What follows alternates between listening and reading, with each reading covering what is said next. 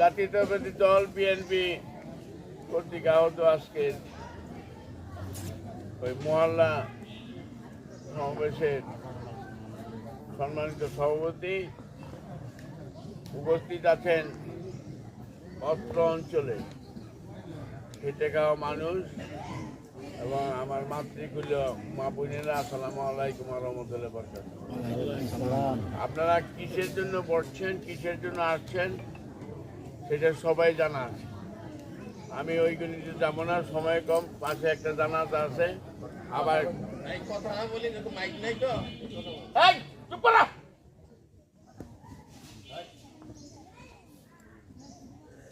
কেন আসছেন সবাই জানেন, আমি ওইদিকে যাবো না।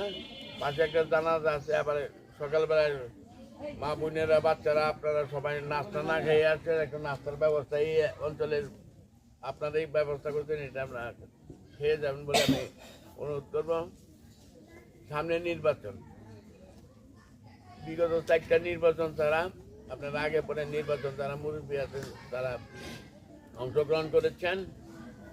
সেটা নেতা নির্বাচিত প্রতিনিধি নির্বাচন করেছেন। মেম্বার বলেন, চেয়ারম্যান বলেন, উপজেলা চেয়ারম্যান বলেন, এমপি বলেন, সেটা এলাকার কাজকর্ম বা নেতৃত্ব দেওয়ার জন্য করেছে। কিন্তু এইবারে নির্বাচন শুধু এমপি নির্বাচন করার নয়, এবারে নির্বাচন ইমান রক্ষা করার নির্বাচন। এইটা বলতে পারেন যে ইমান রক্ষা করার নির্বাচন মানে জামু মার্কার মাঝে শিল মারমু, এটা কি?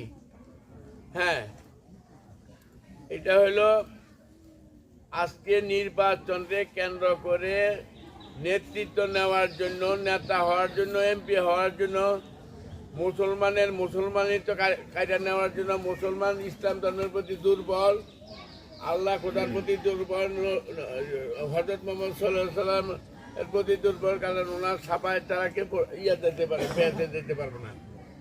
আমরা চোর বলি, ডাকাত বলি, যা বলি, হ্যাঁ, মুসলমান মানে নামাজ পড়ি আর না পড়ি, আমরা কিন্তু বেহেশতে দুদকে যাওয়ার আশা করি, দুদকে যাওয়ার আশা করি না, বেহেশতে যাওয়ার আশা করি, তাই না? আচ্ছা, এই যে একটা দুর্বল, কোরআনের উপর দুর্বল, আল্লাহর উপর দুর্বল, নবীর উপরে দুর্বল, এই দুর্বলতা কাজে লাগাইয়া তারা প্রতিনিধিত্ব করতে যাচ্ছে, ভোট দিতে যাচ্ছে।